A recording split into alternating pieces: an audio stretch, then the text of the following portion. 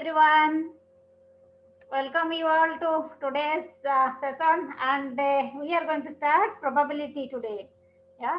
So probability is one of the very practical and very you can say interesting topic, and it is also very scoring for both class 11th and 12th.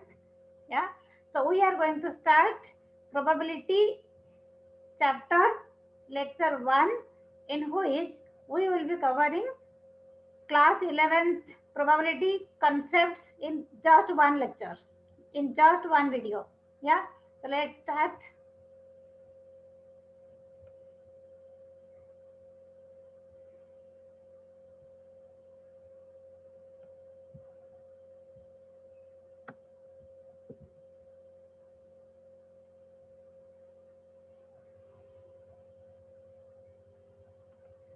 So to begin with, probability lecture 1, we will be covering introduction of the topic, basics, concepts, and in today's session, we are going to cover class 11th probability conceptual portion.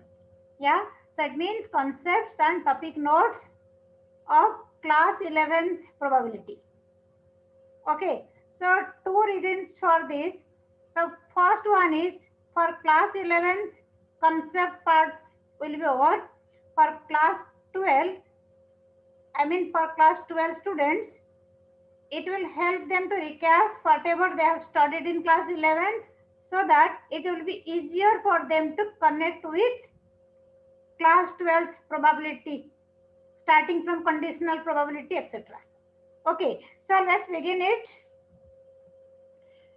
Yeah, so whenever we even not talk about probability, just if we just know while talking among ourselves, okay, what is the probability of, it will be raining today. Yeah, the weather will be very cold. Yeah, what is the probability of reopening of the schools in February? Yeah, what is the chance of the math teacher will not be coming to school today? Yeah, so there are many such questions in day to day life we do discuss. Yeah, and also while playing Ludo, so and throwing the die, tossing the dice, what we talk about. So like, okay, what is the chance of getting a 6? What is the chance of getting a 5? Yeah, yeah, during tossing of the coin also, whether I'll be getting head or tail.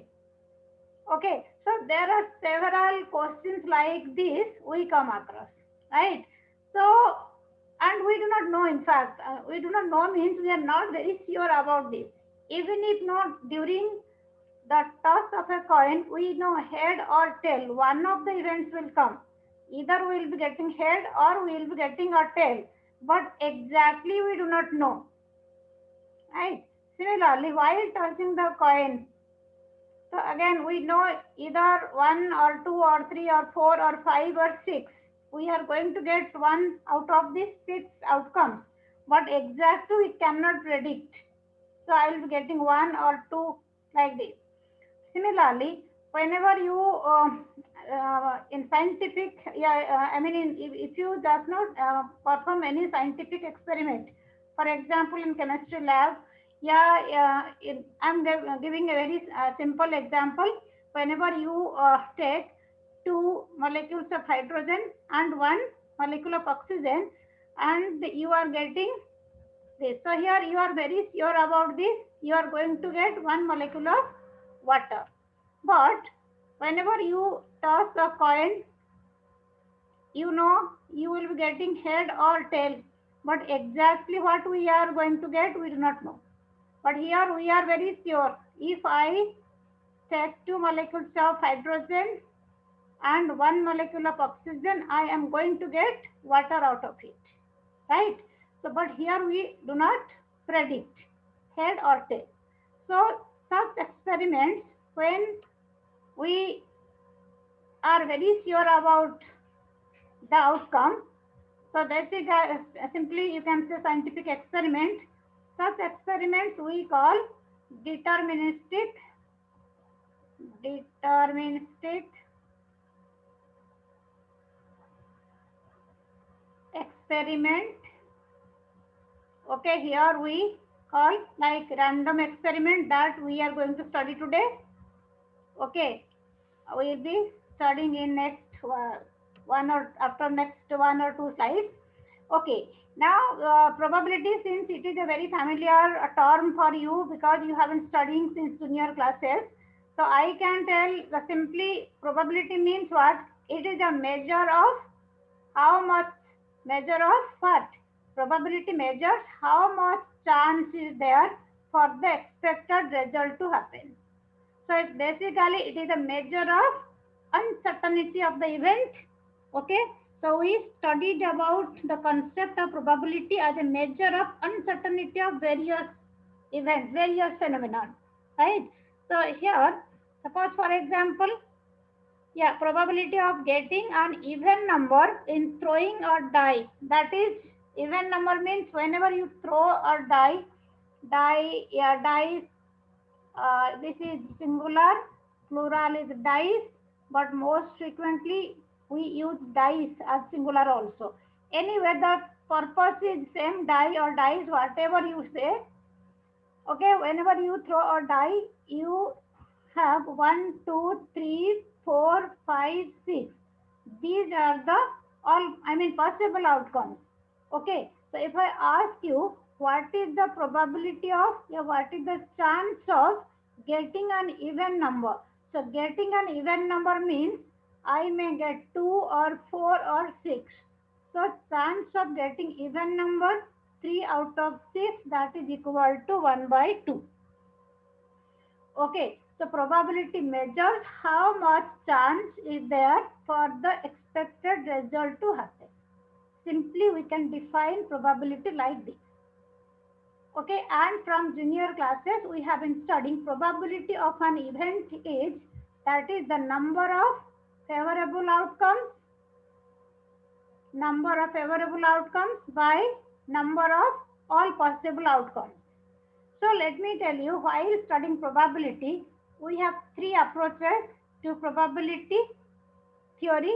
One is classical approach. Classical approach is very, you can say, old approach. We have been studying since class 7th or 8th. Okay, this is the old approach. Okay, and we know old is gold. So this approach is always, you can say, we appreciate this approach. We have been studying since junior classes. Okay, where we have studied probability of an event is number of outcomes, a number of favorable outcomes divided by number of all possible outcomes. So this is the ratio of this and this. Okay, now here you see when I say while throwing a die, all possible outcomes 1, 2, 3, 4, 5, 6 means number of all possible outcomes 6. And if I say I want to get an even number, means I may get 2 or 4 or 6. For me, number of favorable outcomes 3. So it means probability is the ratio of number of favorable outcomes to number of all possible outcomes. So I am getting 3 by 6, which is equal to 1 by 2. Okay, so this is classical approach which you are familiar with. Okay, this is the oldest approach, you can say. And second one is statistical approach. Okay, so probability is closely related to statistics, right? Whenever we say probability and statistics, right? So statistical approach, here what we do, probability on the basis of observation and collected data. For example, if you can see this table here, suppose, yeah, so number of times a die is thrown. Suppose a die is thrown 3 times, for example. Now, how many times you are getting 1 or 2 or 3, 4, 5, 6? Okay, so depending upon how many times you are throwing the die and you are observing, suppose I am throwing the die 3 times, yeah, 4 times or 5 times, how many times I am getting 1 or 2 or 3 or 4 or 5 or 6? So that I need to observe. Then I can conclude on the basis of the observation and collection of the data, in this tabular form. So I can say, okay, probability of getting 2 in 3 throws of a die. Okay, yeah, probability of getting 4 in 3 throws of a die, like this. So this is again statistical approach. Okay, and both classical approach and statistical approach. So these two approaches, they have you can say serious limitations, like serious difficulties. So the limitations of both classical as well as statistical probability theory is what? So in if the you can say events are, if the outcomes are not equally likely. So again I will be telling equally likely events today. So if the events outcomes are not equally likely, so this classical approach will not, I mean it will not be valid. Yeah, it will not be applicable. So equally likely outcomes means what? Let me take a very simple example. So whenever you are tossing a coin once, so you are getting head and tail in all possible outcomes. So getting a head and getting a tail, they have equal chance of occurrence. So equally likely outcomes means the chance of occurrence of both the outcomes are equal. Okay, so if the, I mean, so again it is, the coin has to be fair coin. So fair coin or unbiased coin. So if the, I mean, coin is unbiased, yeah, similarly the die is also, yeah, die is also unbiased. I mean getting 1, 2, 3, 4, 5, 6. All the 6 outcomes have equal chance of occurrence. Then only this classical approach will be valid. So we can use classical approach and statistical approach.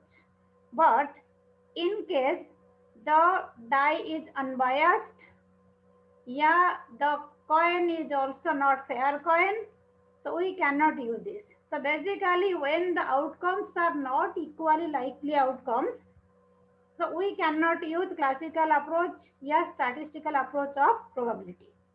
Okay, so then next one we are left with the third choice, axiomatic approach. So axiomatic approach is very, you can say for us it is most used, I mean approach, and mostly we will be using this one. So in here what we are going to do, mostly we will be using, it is very similar to the concept we have studied in sets. Chapter 1 sets, okay, in 11th class. Okay, yeah, class 11th sets, yeah, you can say set theory. Okay, so axiomatic approach, while studying this, most of the time, yeah, most of the cases, I will be using set, union, intersection, complement, whatever we have studied in sets, I will be comparing the concept with sets only. Okay, with set operations. Okay, fine. Okay, now see again little bit more about axiomatic approach. So in axiomatic approach of probability. So what is basically mathematical? What is it? So I just told you in layman's form ki what is axiomatic approach, like, no, it's very similar to sets, and mostly the set operations like set, union, intersection, complement, everything we have studied in sets we can use here, means the concepts can be compared here. So from that point of view it will be very easy also. Okay, now mathematically axiomatic approach means what? According to axiomatic approach of probability, we define probability of an event as, like this, let S be the sample space of a random experiment where S is, yeah, yeah, so S is the sample space of random experiment. Again, I will be using random experiment. Yeah, what is it? I will be telling you random, what is random experiment? Yeah. So like you can say for the time being, I'm telling you like whether you are tossing a coin once or twice, Yeah, how many times you want to toss it. Similarly, whenever you are throwing a die once, twice, thrice, like this. So if S be the sample space of such an experiment, the probability P is a real valued function whose domain is power set of S and range is in the interval range is the interval closed interval 0 1. So what does it mean then? Whenever we say range is, yeah, whenever we say range is in the interval this. So P is real valued function, domain is the power set of S. For example, let me take a simple example. I am tossing a coin 2 times. So I am getting here S what H T T H T T. Okay, the probability, yeah, domain is power set of S, right? So I can take one head, one tail, two heads, two tails, at least one head, many times I can take. So domain is power set of this, okay? But range is in the interval 0 1.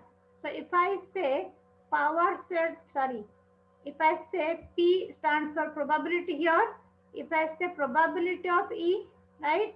So it is in the interval 0 1. So probability of this event, this is range of the function, it is between 0 and 1. So it means what? Probability of any event is between 0 and 1. Okay, so I think this is also you have studied in previous classes, right? Probability of any event cannot be more than 1, it cannot be negative. So again, we will be studying this today also. Okay, now domain, you can take any, yeah. So E can be, the domain is power set of S. Okay, so it means power set of S contains how many elements here in this case? H, T, T, H, T, T. So you can have domain from here. So you cannot take any element outside this. Basically what I mean to convey you here. And range is in the closed interval 0 1. It means probability of any event is, it is between 0 and 1. Both 0 and 1 are included. And if the outcomes of an experiment are equally likely, okay, so axiomatic and classical approach, in both the cases, no, the probability will same. It means there won't be any difference in axiomatic approach and classical approach whenever we have equally likely outcomes. Okay, as I said, equally likely outcomes means whenever you toss a fair coin, so getting head, yeah, getting tail, probability remains same. Okay, so that means each, so if you are taking probability of any event, yeah, it is 1 by 2, that is also probability of this. So, and you are tossing a coin once. Okay, but think that suppose the coin is in both the sides, no, if the coin is such that in both the sides we are having H. It is head in both the sides. So we cannot say it is unbiased, a fair coin, because in that case, getting the probability of head will be 1, because whether, it will be 1 and probability of getting the tail will be 0. So we cannot say this is fair coin. So in such case, classical probability will not work, right? But axiomatic approach will work. That is the difference. Okay. But in case, like in general case, when we consider it is fair coin, getting head or getting tail have equal chance of occurrence. In that case, axiomatic approach and classical approach will be same. Yeah, so there are many new terms you will come across in this topic. So first one is Random experiment, I already have used random experiment and like tossing the coin or throwing the die, like this, very common example, very common experiments. Now what is the random experiment? So random experiment is basically what? If an experiment is repeated under identical conditions and the outcomes of that experiment are not same every time, but each outcome is one of the several possible outcomes, then it is called a random experiment. What does it mean? Suppose you are given a die, okay, you are given a die. So all possible outcomes 1, 2, 3, 4, 5, 6. Okay, now again and again you throw the die. So the experiment is repeated. So again and again you throw the die, but every time you will not be getting the same number. Na? Every time, suppose first throw you are getting 3. So it is not necessary during second throw you will be getting 3. Yeah, during third throw also you are getting 3. Right? So in the under identical conditions, if the experiment is repeated, the outcomes of that experiment are not same every time. Okay, it may or may not be same. Okay, you may get 3 consecutively 3 times, but it is not necessary. You may not get also. But each outcome is one of the several possible outcomes. So each outcome is one of the several possible outcomes. It means we are having 1, 2, 3, 4, 5, 6. These are the possible outcomes. Okay, so we will be getting 1 out of these 6. We will not get 7 or we will not get 0, right? So in a nutshell, what we can say, a random experiment satisfies the following conditions. First condition is it has more than one possible outcome. Okay, so whether you toss a coin or you throw a die. Okay, these are very common examples. So I am repeatedly, maybe throughout the topic, I will be taking these 2 examples repeatedly. So whenever you toss a coin, you have all possible outcomes, head and tail. Okay, similarly throwing a die 1, 2, 3, 4, 5, 6. So it has more than one possible outcome. Secondly, it is not possible to predict the outcome in advance. It means even if we know head or tail will appear, but we cannot be sure, we cannot be certain head will come, your tail will come, right? So we cannot predict the outcome in advance. Okay, so you may remember these 2, like when the experiment is called random experiment, the experiment will be called random experiment when it satisfies these 2 conditions. It has more than one possible outcome and it is not possible to predict the outcome in advance. Okay, on the other hand, the other one, what I have told you, deterministic experiment, like, yeah, so any experiment, scientific experiment, as I have taken the example earlier, whenever you are taking 2 molecules of hydrogen and 1 molecule of oxygen, and you know you are going to, when you take this, so you can just balancing equations I am not doing here. This I just want to give you an idea. So you are getting water. Okay, so there is no second opinion about this. Okay, how many times, how many, it means whenever we take hydrogen and oxygen in the ratio 2:1, we are going to get water. Okay, I mean similar condition, you can say identical condition, and how many times you may repeat the experiment, the outcome will not be changed. So deterministic experiment. Okay, in random experiment, this is the criteria.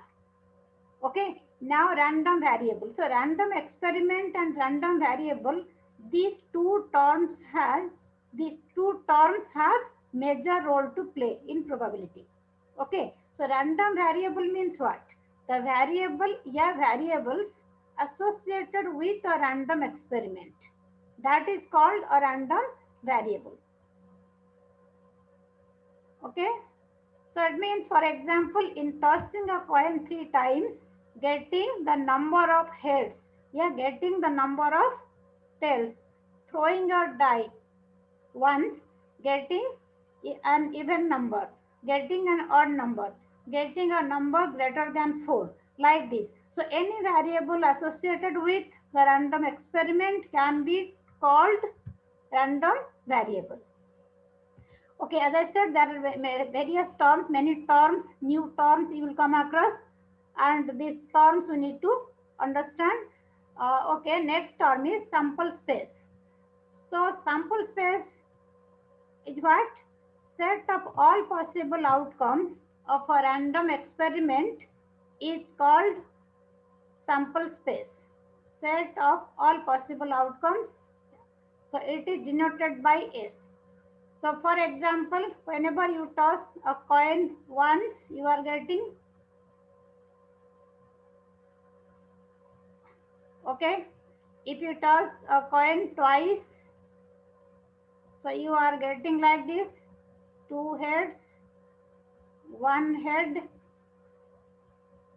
and no head, right? Okay, sample point.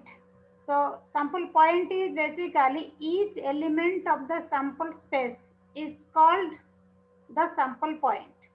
So element of the sample space. Okay, for example, for tossing a coin, the sample space is head, tail, right? HT. And the element in sample space, namely head or tail, each of them can be called as a sample point. Okay, so in this case, this is one sample point, this is one sample point, this is one sample point, and this is the fourth sample point. Okay, next, event.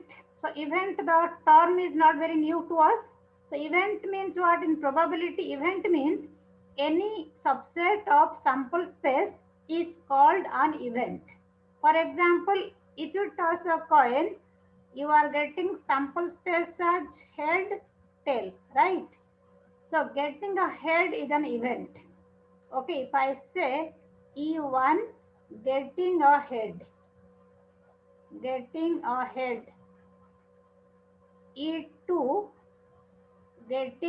tail,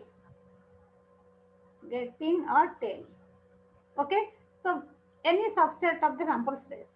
Similarly, in throwing a die once, so getting an even number, getting an odd number, getting a number greater than 4, getting a number less than 4, okay, all these are events. Okay, now how many types of events are there? So so depending upon the number of sample points, number of elements, so we can divide the events into many categories. One of them is sure event. So sure event here, see, suppose you are tossing a coin having heads in both sides.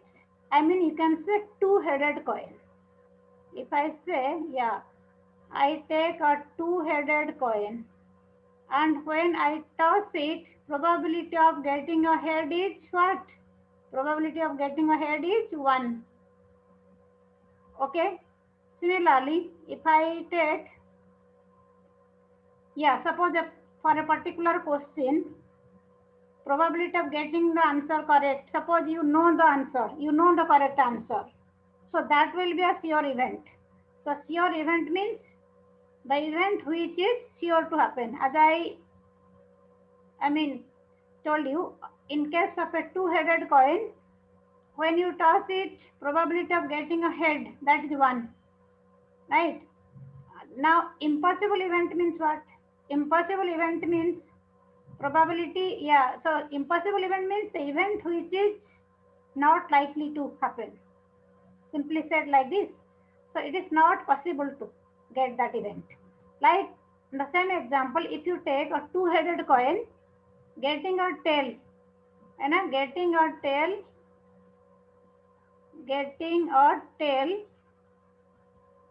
in tossing a two-headed coin, that will be impossible event. Another example we can take, getting seven in rolling a die. Okay, because when you roll a die, you get 1, 2, 3, 4, or 5 or 6, right? You do not get 7, you don't have 7. So getting 7 can be taken as impossible event. So this impossible event we denote it by phi. Okay, impossible event denoted by phi. Okay, so basically it is similar to your empty set. Okay, that is empty set. Now sure event is basically, you can take it is similar to your sample space. So sample space can be taken as your event. Okay, sample space will be taken as your event. Probability of your event is always 1. Probability of your event is 1. Probability of impossible event is 0. Probability of impossible event is 0. So it means maximum value of the probability will be 1 and minimum value will be 0. And we will see later on how the probability of all other events will be greater than 0 and less than 1. Okay, now simple event. Simple event means like whenever the event contains only one element. Okay, so whenever you toss a coin, like once you're tossing the coin once. Okay, this is the sample space. If I take probability of getting a head, E1, probability of getting a head, that is only H. Yeah, probability of getting a tail, that is T. Right? Simple event. Compound event, it means events having more than one element, right? Events having more than one element. Okay, so we have many such events, like when you toss a coin twice. Okay, so getting one head, so you can get HTTH. Similarly, in rolling a die, in throwing a die once, getting an even number. So the event will contain 2, 4, 6. Right? So it means more than one element. So such events can be taken as compound events. And also you will be studying in compound events. Yeah. Yeah, next, the event A or B. So you are familiar with A or B, A and B, not A but not B, right? In sets, you are already familiar with this, and also you are familiar with these such Venn diagrams, right? So that's why I was telling you, in axiomatic approach, it is mostly we will be covering the concepts similar to sets. Okay, we will be linking all the concepts will be linked with the sets. Yeah, set operations. The event A or B. So as you know, A or B, we denote it by this. It's basically A union B, right? So it means, suppose for example, you write like this. Yeah, so if I write here, sample space is 1, 2, 3, 4, 5, 6. It means you are rolling a die once. So let me take E1, getting a number greater than 4. Okay, and E2, let me take it as getting a number, yeah, getting an even number. Okay, now when I take E1, it will be like this. E1 is, yeah, getting a number greater than 4 means you can take 5, 6. Okay, E2, getting a number, yeah, which is even, means 2, 4, 6. So if I write here E1 union E2, event A or B, E1 union E2, that will be like 2, 4, 5, 6, just like set union. Similarly, event A and B. So here, let me take it as E1 intersection E2. A and B means in set language it is A intersection B. The Venn diagram is like this. This shaded portion, this portion is your A intersection B, and this is your A union B. Okay. So here you see from this example you can say E1 intersection E2, that is your the set containing 6. Here the event not A. Okay, not A. Suppose I write here, again I am taking the same sample space, S equal to 1, 2, 3, 4, 5, 6. Okay, now E. Yeah, I can take A here. Let A be the event getting an odd number. Getting an odd number. So getting an odd number means what? Getting an odd number will be 1, 3, 5, right? Getting an odd number. So I want A complement, right? Not A. So not A means we write like this, A complement. So here, yeah. So what is A then? As we have studied in sets, A complement and not A. So here not A means we can say A complement, we write like this. This is equal to element in sample space but not in A. In sets we have studied U difference A, right? Here S difference A. So universal set is compared to sample space here. So A complement means not in A, right? So not in A means not an odd number. So you can take here 2, 4, 6. Okay. Now last, yes, not last exactly. This slide is last. The event A but not B. So event A but not B. How it will look like? If it is A, B, okay, A but not B. This portion. Okay, exactly like sets with whatever operations we have studied. So A not B. So you can write here A not B means it may be like this, whole A difference A intersection B, right? So that means the elements which are in A but not in B. Okay, so it is A difference B, we write like this, A difference B. Okay, this is a set X such that X belongs to A but X doesn't belong to B. The Venn diagram is like this. So we already have studied in sets. So in case you have missed that video on sets, you can go back to the video, I mean, uploaded for set chapter. Okay, so coming to next, mutual exclusive events. So mutual exclusive sets you have studied. Two sets we say we call it mutual exclusive if their intersection has no element, right? But here how we define it. Two events are said to be mutually exclusive if there is no common element, no common element between them, or in probability language, it's like this: the events that cannot occur simultaneously, the events that cannot happen at the same time.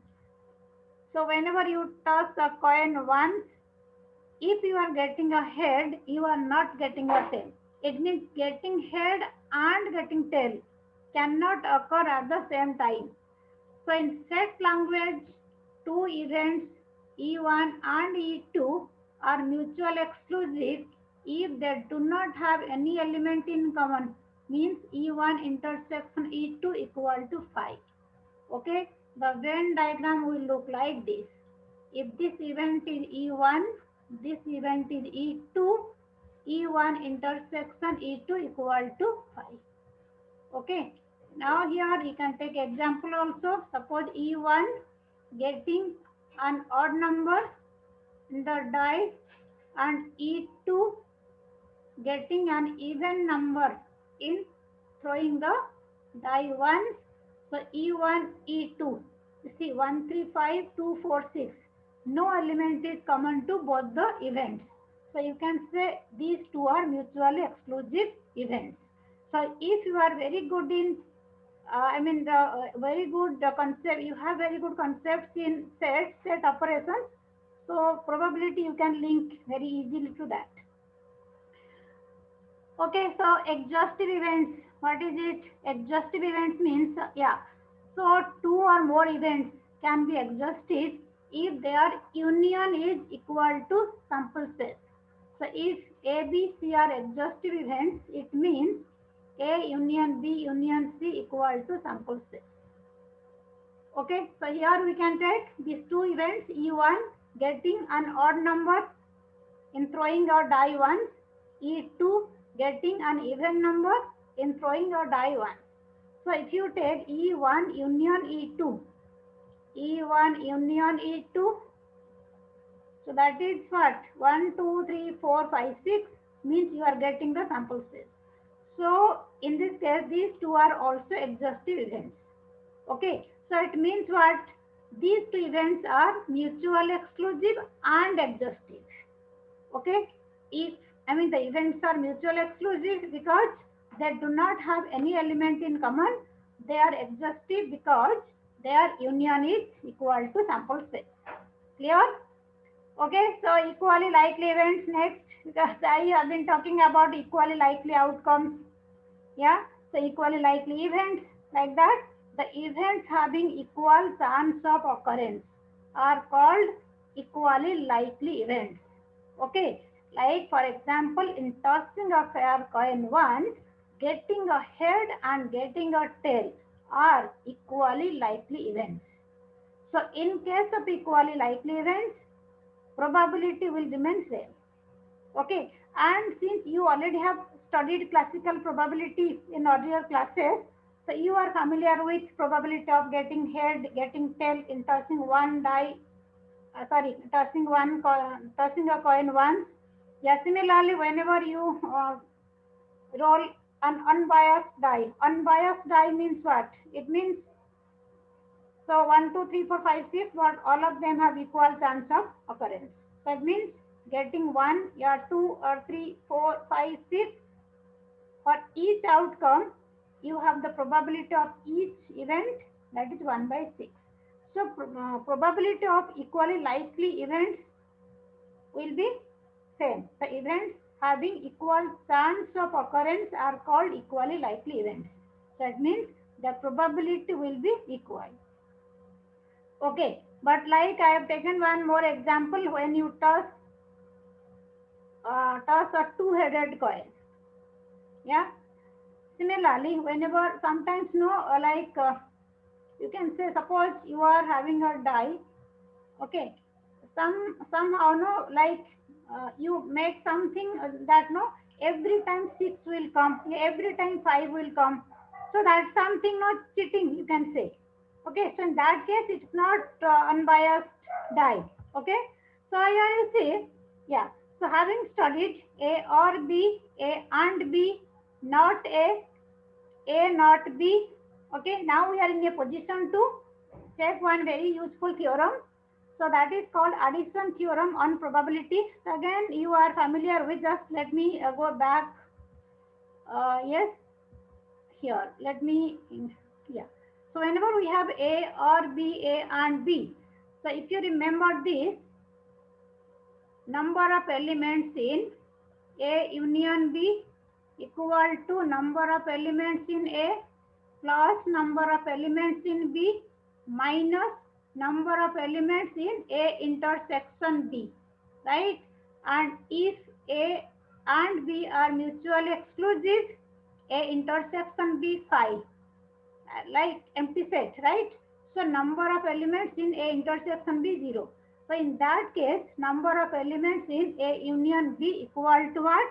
Number of elements in A plus number of elements in B. Okay. Now here, using that concept only, the addition theorem on probability, we can get, as we know, number of elements in A union B equal to number of elements in A plus number of elements in B minus number of elements in A intersection B. So when we divide both sides by number of elements in S, that means I am dividing this by number of elements in S. Okay, number of elements in S, I mean all possible outcomes, right? Number of elements in S.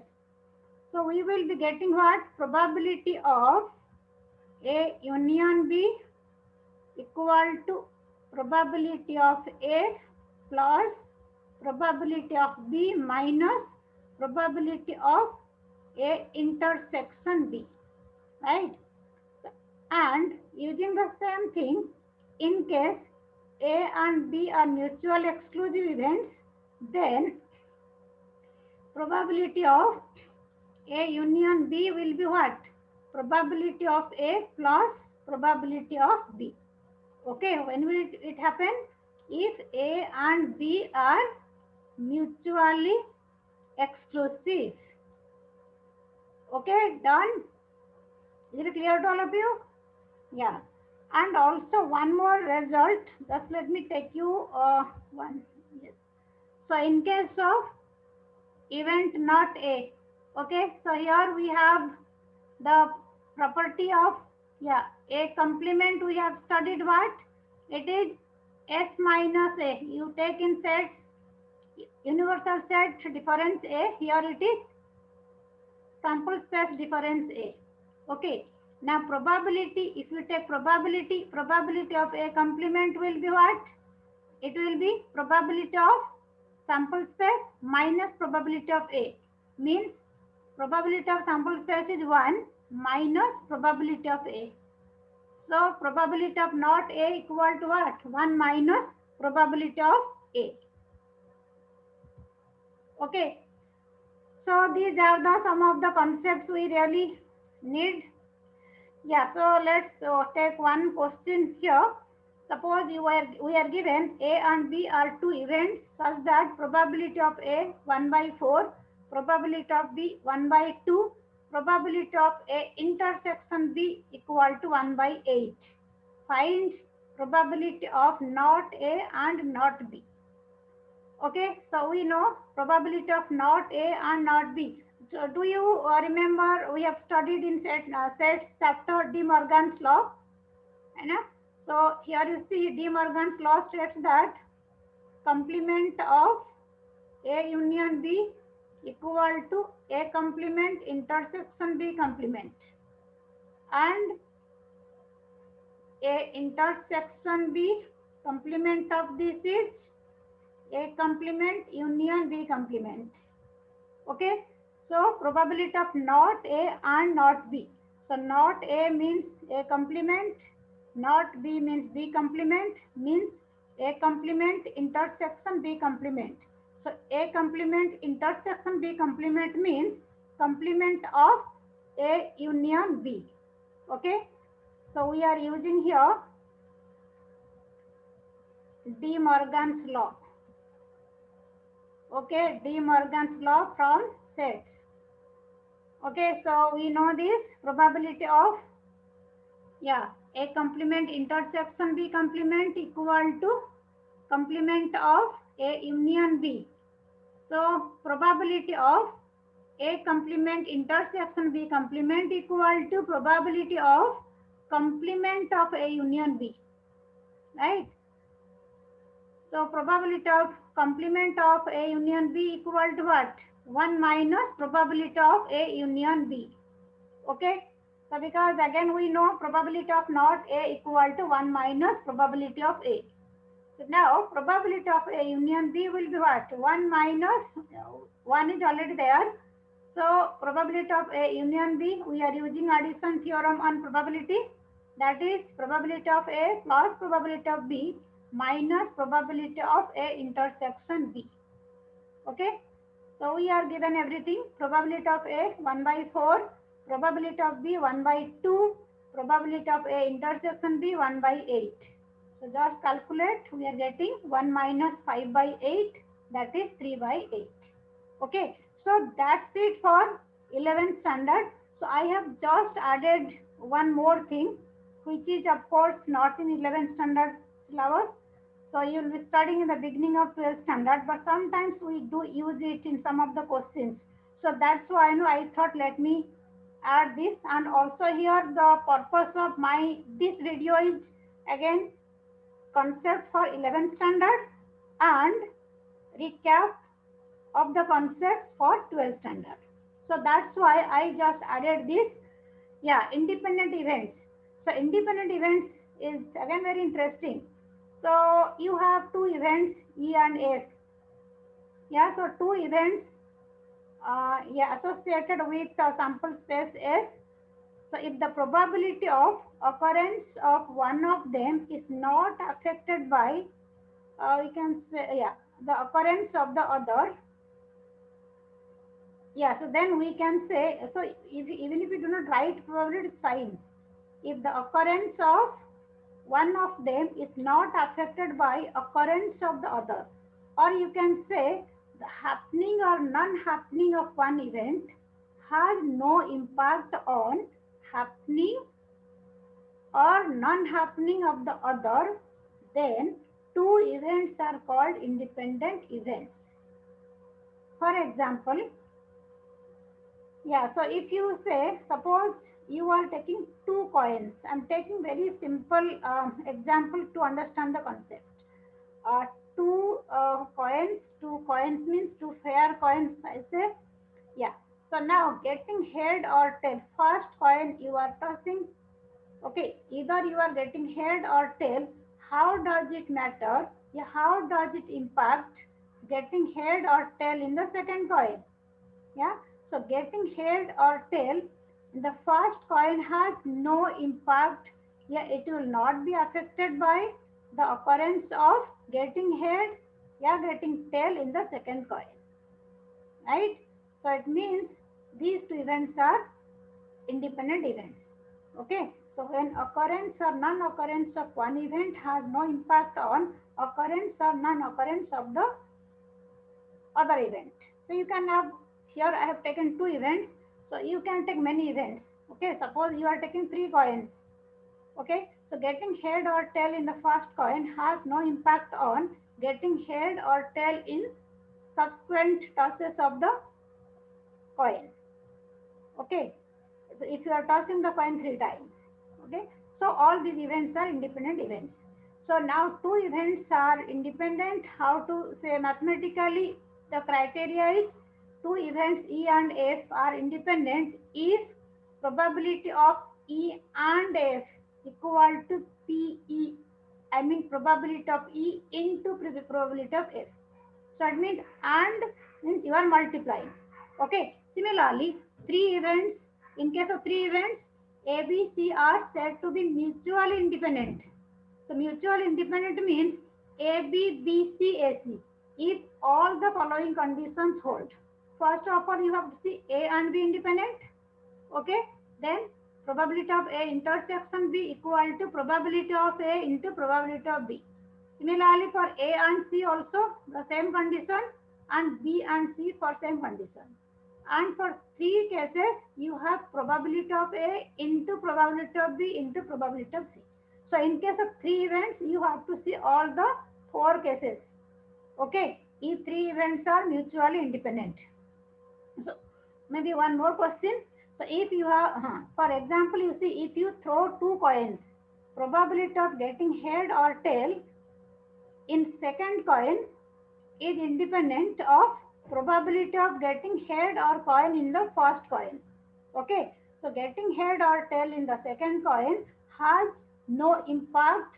Yeah, it will not be affected by getting head or tail in the first coin. Okay, yeah, suppose you have two events A and B, probability of A 0.3, probability of B 0.3, 0.4. You have to find probability of A intersection B. A probability of A intersection B, and we are already given independent event. So probability of A and B equal to PA into PB. Okay, that is 0.3 into 0.4 means 0.12. Okay, so that's what in store for today's class. So I hope the concepts are clear, because the concepts are very easy also. Okay, so I hope it will really help you, at least in learning new concepts. Okay, so in next video, so we will be covering questions from NCERT textbook. Yeah, so thank you so much.